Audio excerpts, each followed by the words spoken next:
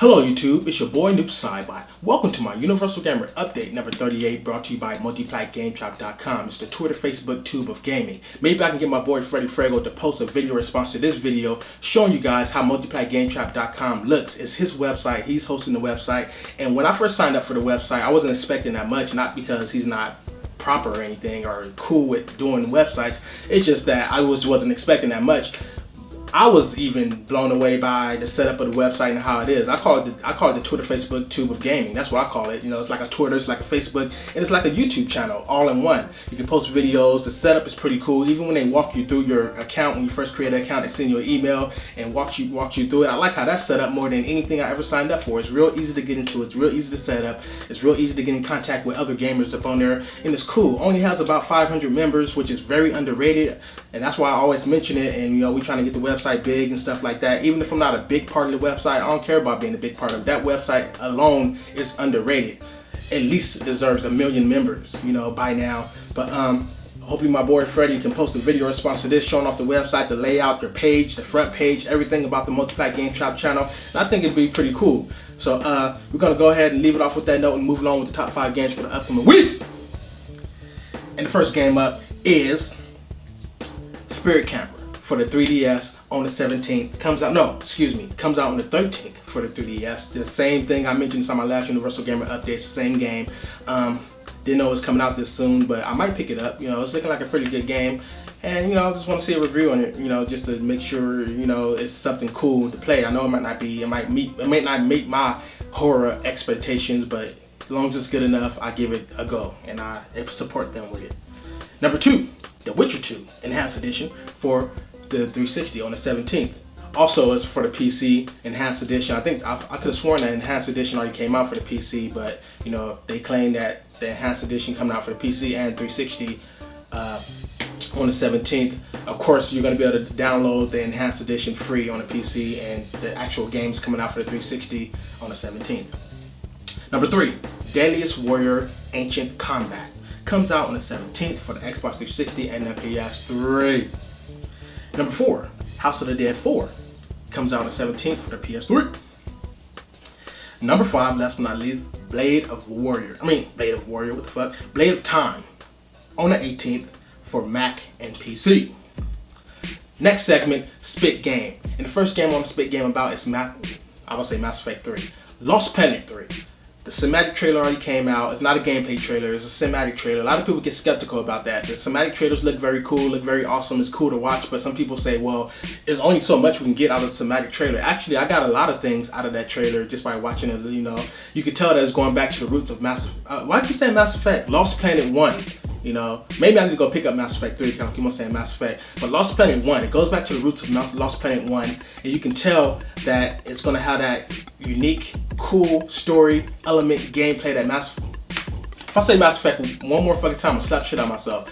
Lost Planet 1 had, just like the Gears of War franchise, you know, Gears of War 1 was something that any shooter have never played before, no matter what shooter you've ever played. You know, Gears of War 1 topped the line and brought the line to another level, and also introduced, you know, the co-op horde mode. Even though there were other horde mode in games, Gears of War is the one that did it the best. And but of course they didn't have that inside Gears of War 1, but you know, Gears of War 2 had that. But Gears of War 2 fixed some things, or upgraded some things from Gears of War 1, but at the same time stepped away from some of the things that was great about Gears of War 1. So Gears of War 3 topped the line and pretty much bring it back to Gears of War 1, but with a sexy twist and with a very brilliant story, 4-player co-op and all that stuff.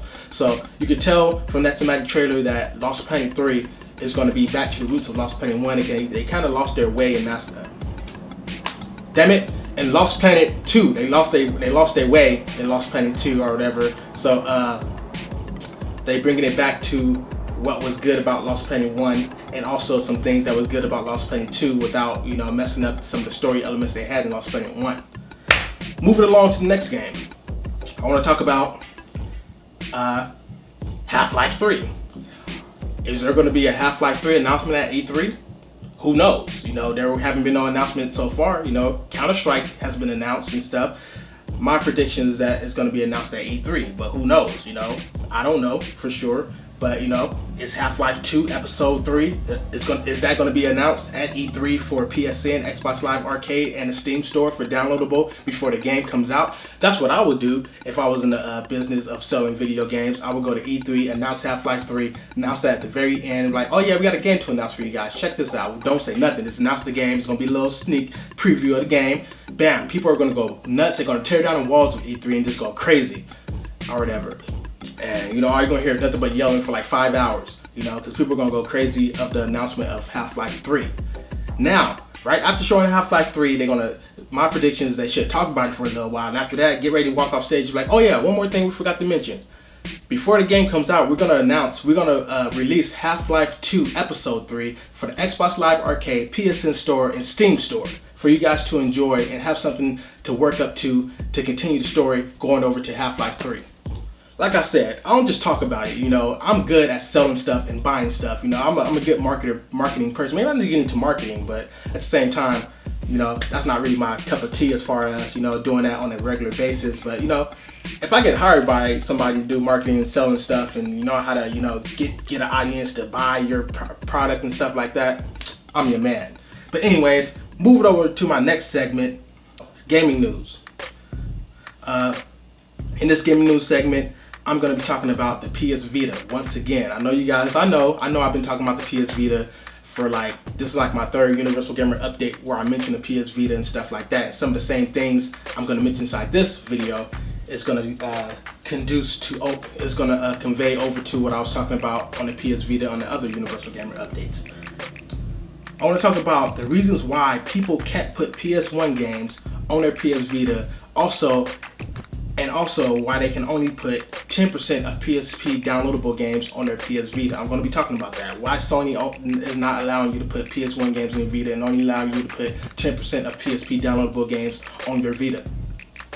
First off, Sony still wants to sell the PSP system. A lot of people that upgrade to a PS Vita, other people are going to be taking the place of the people that own a PSP. Like let's say I brought a PS Vita and I had another PSP. I probably handed it down to my younger brother, and he's going to start buying PSP games and stuff like that. The PSP is going to go down to I don't know what the price they're going to go down to, probably $79.99 or something like that, or $69.99 for a new PSP system, brand new in the box, and they still want to sell the system as well as sell the PSP or PS Vita. Also, Sony wants people to play and buy and focus on PS Vita games. Anybody that brought a PS Vita, they want you to focus on PS Vita games, because think about it. If they let you put all the PS1 games you own, all the PSP downloadable games you own on your PS Vita, what are you going to be playing? Are you going to buy PS Vita games? Probably only one, maybe two within a year. Then the PS Vita games are not going to sell. Their games that they made for PS Vita, first party games, are not going to sell. So that makes sense for them saying, hey, focus on the Vita games.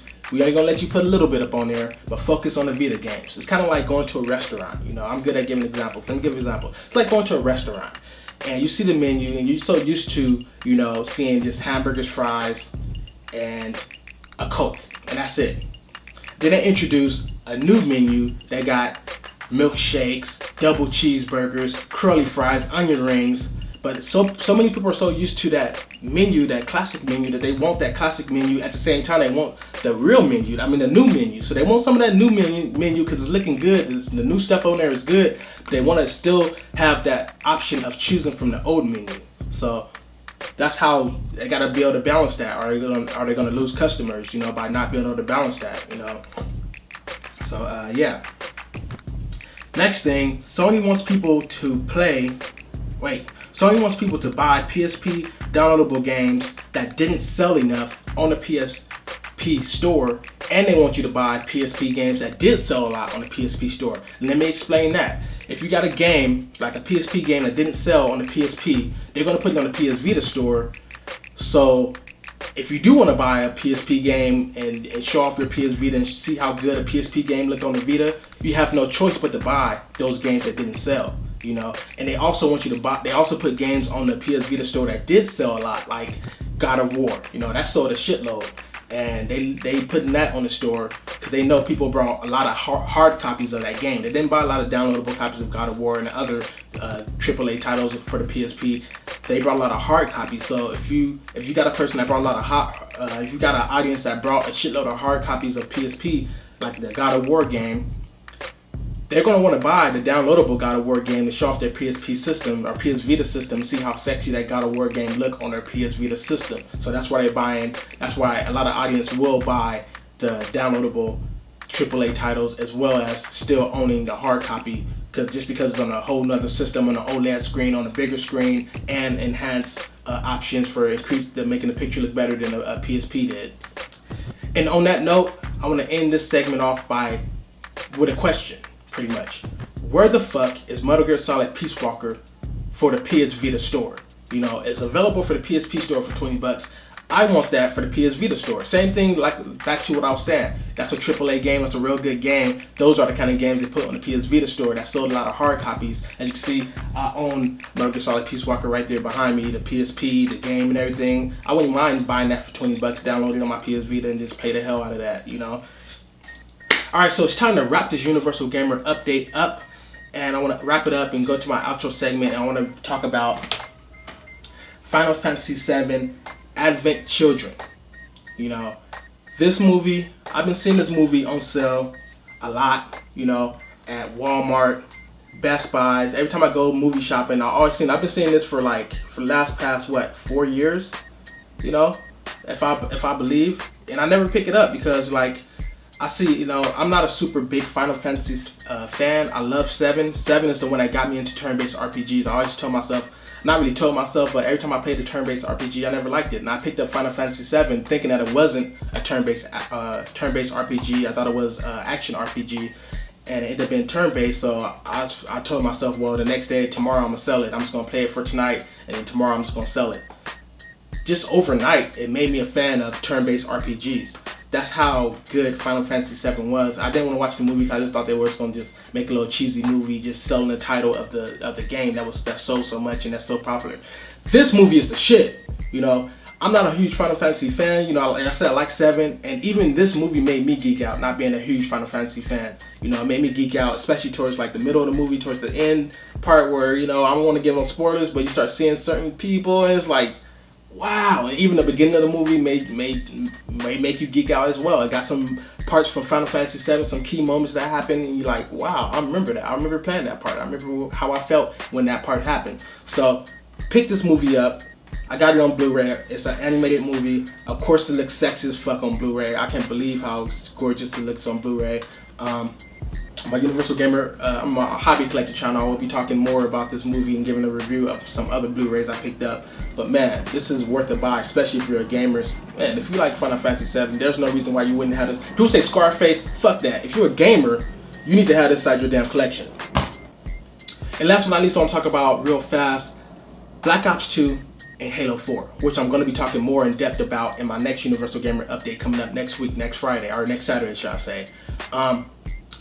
I'm just going to answer 2 questions real fast before I end this out and explain why I chose those answers inside my next Universal Gamer update. First, will I be picking up Black Ops 2? That's coming out at the end of this year. No. Will I be gameflying it? No. Maybe. Gameflying it, buying it? No. Never. At all. Period. Why? You'll find that out in my next Universal Gamer update. Halo 4. Which I will be talking about, like I said, in my next Universal Gamer update. Will I be buying that? Hell yes. Though I said I'm not buying another Halo game, I'm buying Halo 4. Why? Like I said, I explain this in my next Universal Gamer update, but hell yeah, I'm buying Halo 4. And you're going to find out why I'm not buying Black Ops 2 and buying Halo 4 in my next Universal Gamer update. It's me, your boy, Noob Sidebot, the Universal Gamer, Head General, and I'm out. Peace.